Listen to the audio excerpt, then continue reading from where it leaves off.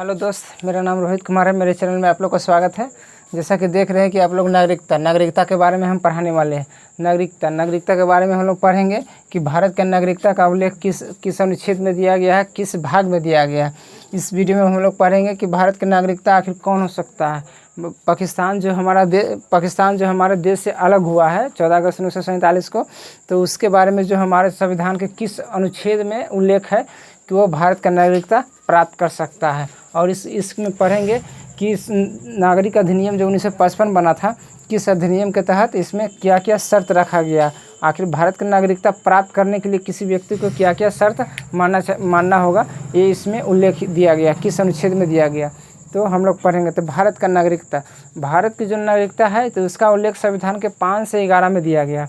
अनुच्छेद 5 से लेकर 11 तक में दिया गया है कि भारत की नागरिकता का वर्णन दिया गया कि 5 से 11 तक ही भारत की नागरिकता के बारे में बताया गया है कि 5 से 11 जो भारत का नागरिकता का उल्लेख जो है ना, संविधान के भाग 2 में अनुच्छेद 11 में वर्णित किया गया है कि भारत का नागरिकता होगा किस भाग में दिया गया। पूछता है कि भारत का नागरिकता का वर्णन किस भाग में दिया गया है, तो भारत का नागरिकता जो भाग 2 में दिया गया है।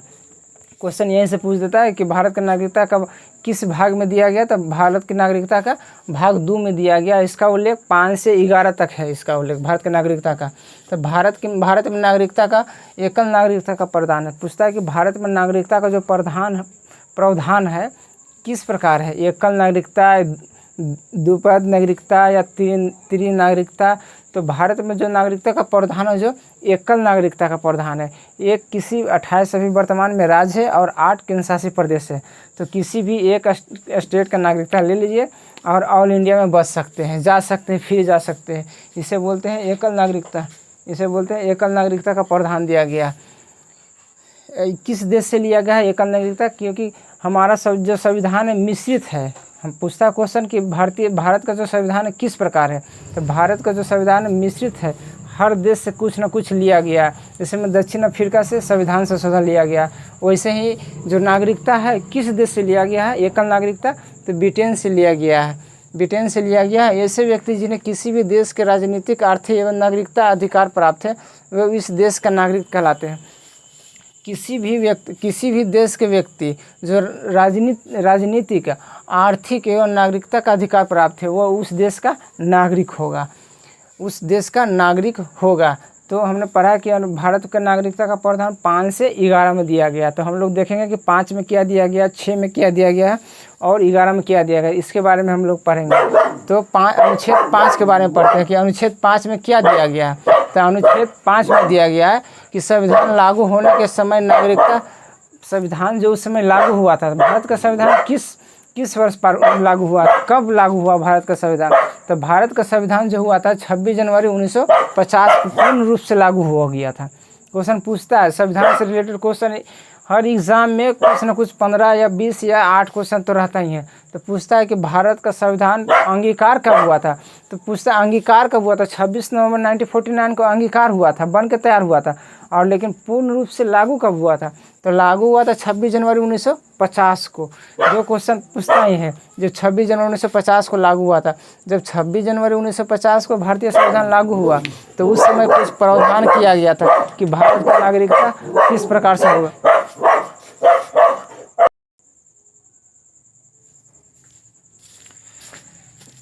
सॉरी कुछ सेकंड विलम्ब के लिए। तो हम लोग यहाँ थे कि भारत का संविधान कब लागू हुआ था, तो पूर्ण रूप से 26 जनवरी 1950 को पूर्ण रूप से लागू हो गया था। और 26 जनवरी जब 1950 को लागू हुआ था तो उस समय तय किया गया था कि आखिर भारत का नागरिक कौन होगा इसके तहत, 26 जनवरी 1950 के तहत। तो उस समय होगा कि भारत का नागरिक कौन होगा, तो उसका जन्म भारत में हुआ हो, माता पिता किसी में से एक का जन्म भारत में हुआ हो, तो भारत का वो नागरिक होगा। जो कब किस अनुच्छेद में दिया गया है कि क्वेश्चन आता है कि किस अनुच्छेद में वर्णन दिया गया है कि वो भारत में जन्म हुआ हो, भारत का नागरिक होगा, तो अनुच्छेद 5 में दिया गया है। क्वेश्चन आता है कि किस अनुच्छेद में दिया गया है, तो अनुच्छेद 5 में दिया गया। और संविधान लागू होने से 5 वर्ष पूर्व जो भारत में रह रहा हो, तो भारत में रह रहा किस अनुच्छेद में दिया गया, अनुच्छेद 5 में दिया गया। अब कब संविधान लागू हुआ था, 26 जनवरी 1950 को। 26 जनवरी 1950 को लागू हुआ था। अब 5 वर्ष पहले से रह रहा है, तो उसको भारत की नागरिकता वो मिलेगी। किस अनुच्छेद में दिया गया है? अनुच्छेद 5 में बोला गया है। तो हम लोग अनुच्छेद तो 5 पढ़ लिया। अनुच्छेद 6 में क्या दिया गया? अनुच्छेद जो 6 है बहुत इंपॉर्टेंट है, क्योंकि जो पाकिस्तान से रिलेटेड सारे अनुच्छेद 6 में ही दिया गया है कि पाकिस्तान के जो व्यक्ति है किस तरह से भारत की नागरिकता प्राप्त कर सकते हैं, कैसे प्राप्त कर सकते हैं। किस अनुच्छेद में दिया गया? अनुच्छेद 6 में दिया गया। तो वैसे व्यक्ति जो पाकिस्तान से भारत आए हैं, वैसे व्यक्ति जो पाकिस्तान से भारत आए हैं, जब भारत विभाजन कब हुआ था? 14 अगस्त 1947 को भारत विभाजन हुआ था। तो जब 14 अगस्त 1947 को भारत पाक से अलग हो गया, तो कुछ लोग क्या किए कि फिर वहाँ से फिर इंडिया आ गए, तो उसको नागरिकता किस अनुच्छेद के तहत मिलेगा? तो अनुच्छेद 6 के तहत मिलेगा। तो जो व्यक्ति जो पाकिस्तान से भारत आए हैं, जो उसके माता पिता या दादा दादी अविभाजित भारत का हिस्सा हैं।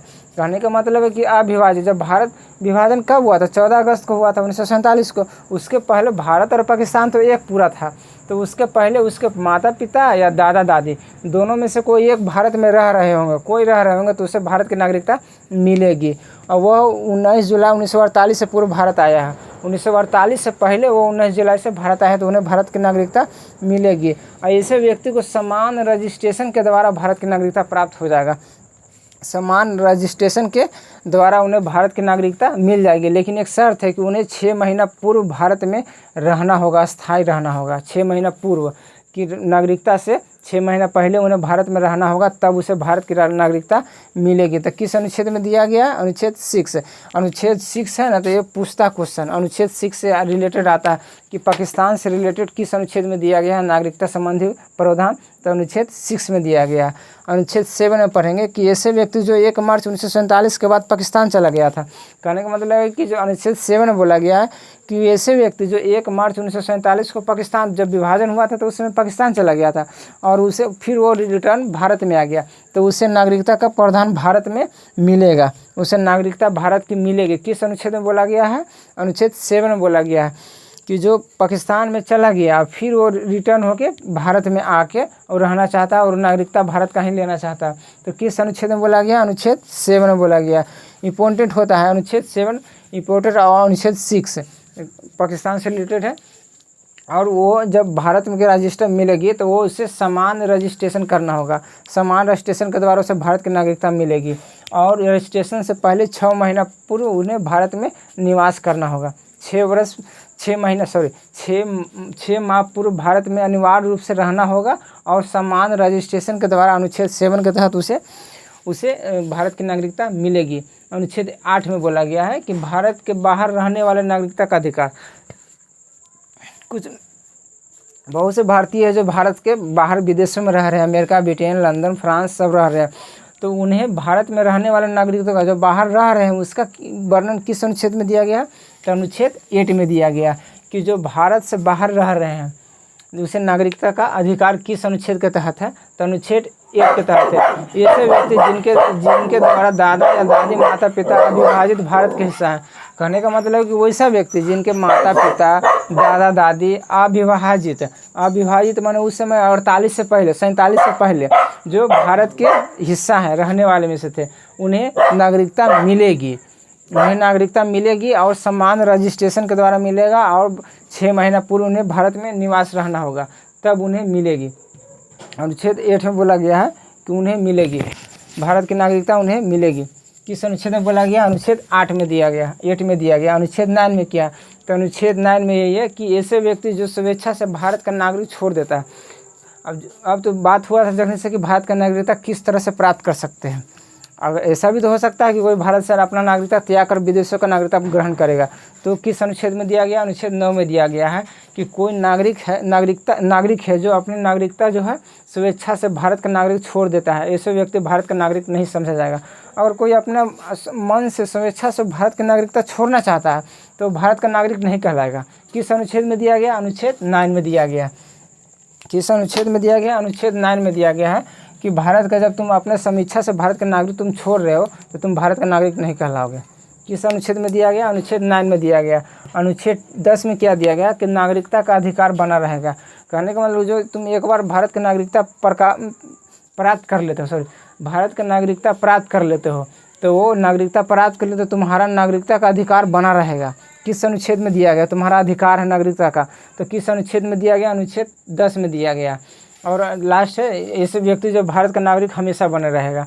और अनुच्छेद 11 में दिया गया कि अनुच्छेद 11 जो है, संसद को यह अधिकार है कि नागरिकता के अर्जन या उसके समाप्ति के लिए नियम बना सकती है। अनुच्छेद 11 में दिया गया कि जो हमारा जो संसद है, सुप्रीम कोर्ट, संसद, सुप्रीम कोर्ट, हाई कोर्ट वगैरह सब है, तो अनुच्छेद 11 के तहत दिया है कि संसद 3 चीज़ से बनता है, राष्ट्रपति होता है, सर्वोच्च न्यायालय होता है और लोकसभा होता है।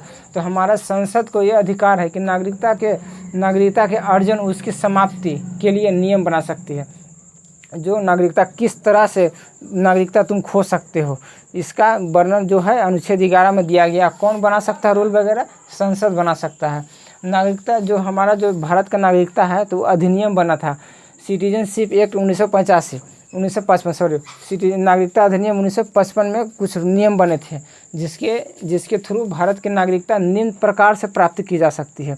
कुछ शर्त रखा गया था कि अगर कोई विदेशी है जो किस तरह से भारत की नागरिकता, बाहर के आदमी जो भारत की नागरिकता प्राप्त कर सकती है। किस अधिनियम बना था, तो 1955 में बना था। पूछता है कि भारत शासन अधिनियम किस वर्ष पारित हुआ था, तो 1955 में हुआ था। यह अधिनियम नागरिकता के अर्जन या समाप्ति की बात करता है। यही अधिनियम है जो भारत की जो नागरिकता है, अर्जन या समाप्ति, माने कि लेना या समाप्त, यही अधिनियम की बात करता है। नागरिकता, जो भारत की जो नागरिकता है, एकल नागरिकता, जो किस देश से लिया गया है, ब्रिटेन से लिया गया है। तो ये किस प्रकार द्वारा भारत की नागरिकता प्राप्त की जा सकती है, तो किस प्रकार द्वारा प्राप्त कर सकती है, तो पहला दिया है कि जन्म से, अगर किसी का भारत में जन्म हुआ है तो जन्म से उसका भारत का नागरिकता मिला रहेगा। और जन्म से हो गया वंश के आधार पर, वंश जैसे पापा, दादा परदादा सब यहीं रह रहे हैं, तो उसको भी भारत की नागरिकता जन्म से मिल गया, वंश के आधार पर मिल गया कि हाँ इसका वंश भारत में जन्मा है तो इसको भारत की नागरिकता मिलेगी। पंजीकरण द्वारा, रजिस्ट्रेशन के द्वारा भी भारत की नागरिकता मिलेगी, लेकिन 6 महीना पूर्व पहले इन्हें भारत में रहना होगा, उसके बाद रजिस्ट्रेशन के द्वारा भारत की नागरिकता मिलेगी। प्राकृतिक रूप से, देशीकरण द्वारा, प्राकृतिक रूप से, नेचुरल रूप से आप यहीं हैं तो उसे भारत की नागरिकता मिलेगी। और क्षेत्र समाविष्ट द्वारा, अगर कोई भारत से लगे कोई बाहर कोई देश है, अगर वो देश का कोई टुकड़ा अगर भारत में मिल जाता है तो वो स्वतः वो भारत की नागरिकता कहलाने लगेंगे। तो हम लोग पढ़ेंगे कि पहले नागरिक जन्म से और वंश के आधार पर, और पंजीकरण द्वारा, प्राकृतिक रूप से और क्षेत्र द्वारा, इसके बारे में डिटेल पढ़ेंगे कि जन्म से कोई क्या क्या कंडीशन में जन्म से भारत की नागरिकता मिलेगी। जो हम लोग का जो नागरिकता है, एकल नागरिकता जो ब्रिटेन से लिया गया है, तो जन्म से क्या क्या कंडीशन रहने पर ही जन्म से मिलेगा, वंश के आधार पर मिलेगा, पंजीकरण द्वारा मिलेगा, प्राकृतिक रूप से मिलेगा, या क्षेत्र समाविष्ट द्वारा से, इसके बारे में डिटेल से हम पढ़ेंगे। जन्म से के बारे में पढ़ते हैं।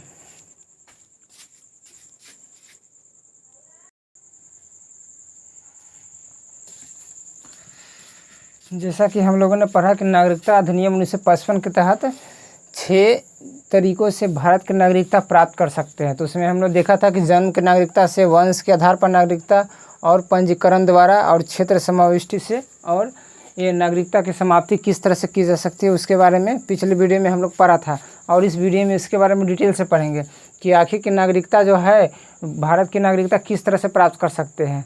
तो जन्म से, तो जन्म से कुछ नियम होते हैं, तो आखिर जन्म से किस तरह से प्राप्त कर सकते हैं। तो जन्म से नागरिकता प्राप्त करने का जो 26 जनवरी को उससे बाद में व्यक्ति जन्मा भारत का नागरिक समझा हो। कहने का मतलब कि 26 जनवरी को उससे बाद में जन्म, 26 जनवरी को या उसके बाद जिसका जन्म भारत में हुआ हो वह भारत की नागरिकता होगा। जन्म से की नागरिकता का भारत का नागरिकता का प्राप्त है। जो 26 जनवरी को आया उसके बाद जो जन्म लिया है भारत में, वह भारत की नागरिकता स्वयं उसे प्राप्त किया जाएगा। यदि जन्म के समय माता पिता में से कोई एक व्यक्ति भारत का नागरिक हो, कहने का मतलब कि कोई जन्म है तो जन्म के समय माता या पिता कोई एक भारत का नागरिकता हो तो उसे भी भारत की नागरिकता प्रदान किया जाएगा, तथा उसका अवैध प्रवासी ना हो, और उसका अवैध प्रवासी ना हो तो उसे मिलेगा। शत्रु देश के बच्चों को भारत की नागरिकता प्राप्त नहीं की जा सकती है। जो भारत के जो विरुद्ध जो शत्रु है, जो दुश्मन है, तो उसके बच्चे को भारत की नागरिकता प्राप्त नहीं किया जा सकता है। शत्रु को भारत की नागरिकता प्राप्त नहीं किया जा सकता है। सेकंड नंबर में देखते हैं वंश के आधार पर नागरिकता। आखिर किस तरह से कोई किसी का वंश चल रहा है तो किस तरह से वंश के आधार पर भारत की नागरिकता प्रदान की जा सकती है।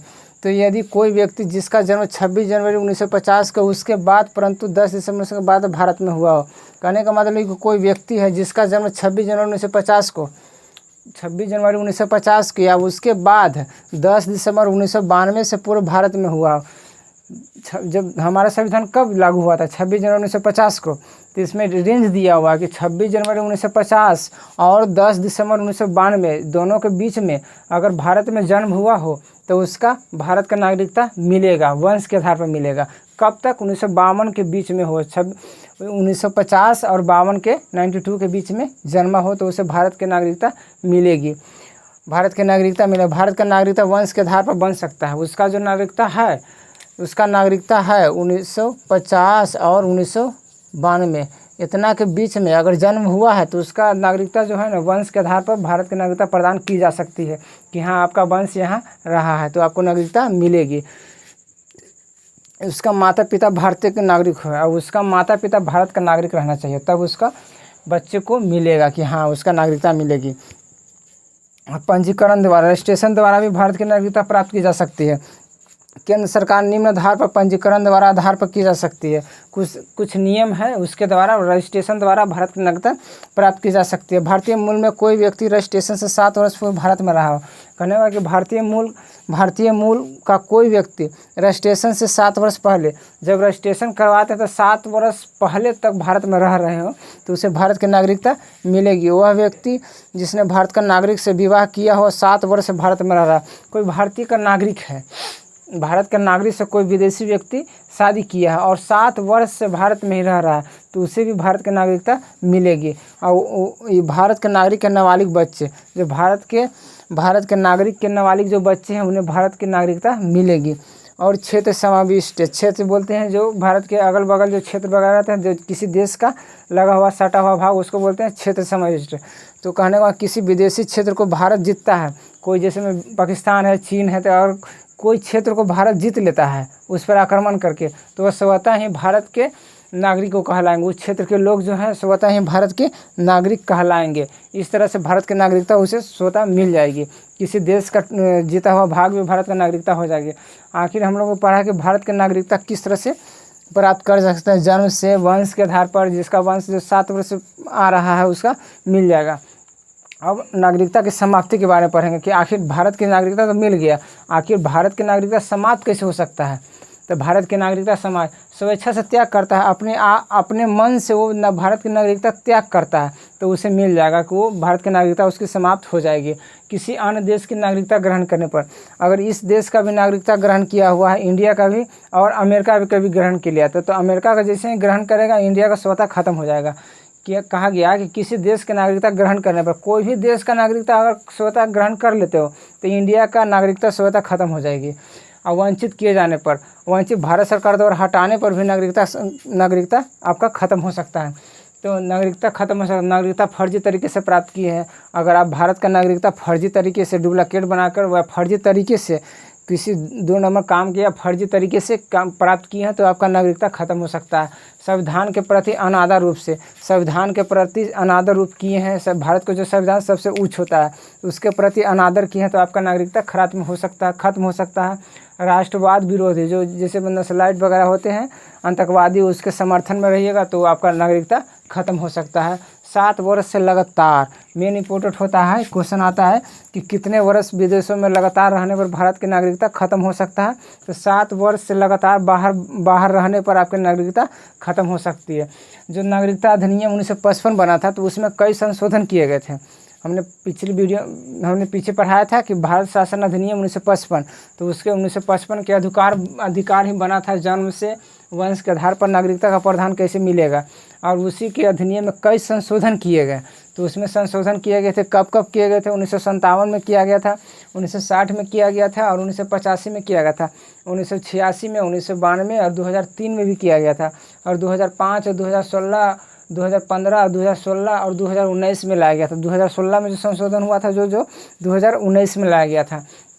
तो नागरिकता संविधान संशोधन 2016 पढ़ेंगे, क्योंकि 16 इंपॉर्टेंट होता है, क्योंकि इसमें विदेशों से लाए गए थे 6 प्रांत को लाए गए थे, 6 समूह को लाए गए थे। किस किस देश से लाए गए थे? तो अफगानिस्तान था, पाकिस्तान और बांग्लादेश, जो 2019 में दंगा वगैरह हुआ था, इसके लिए CAA सब वगैरह हुआ था, तो हम लोग इस 2019 में लाया गया था। 6 किस देश से लाया गया था? तो अफगानिस्तान, पाकिस्तान और बांग्लादेश से लाए गए थे। तो किस किस समूह को लाया गया था? तो हिंदू को, सिख को और जैन को और बुद्ध और पारसी और ईसाई धर्म को लाया गया था। और 31 दिसंबर 2014 को या उससे प्रवेश किया गया, वो व्यक्ति पंजीकरण द्वारा एक डेट दिया गया था कि 31 दिसंबर 2014 तक वो प्रवेश भारत में करता है, तो उसका उस व्यक्ति का रजिस्ट्रेशन द्वारा भारत की नागरिकता प्राप्त मिल जाएगा उसे, भारत की नागरिकता मिल जाएगा उसे। इस विधेयक के तहत 334 में संशोधन किया गया 2019 के तहत इसमें 334 में संशोधन किया गया कि इस विधेयक में कोई लोकसभा या विधानसभा का जो अनुसूचित जाति और अनुसूचित जनजाति की जो सीट में जो होता है आरक्षण 10 वर्ष के लिए बढ़ा दिया गया, 10 वर्ष के लिए बढ़ा दिया गया।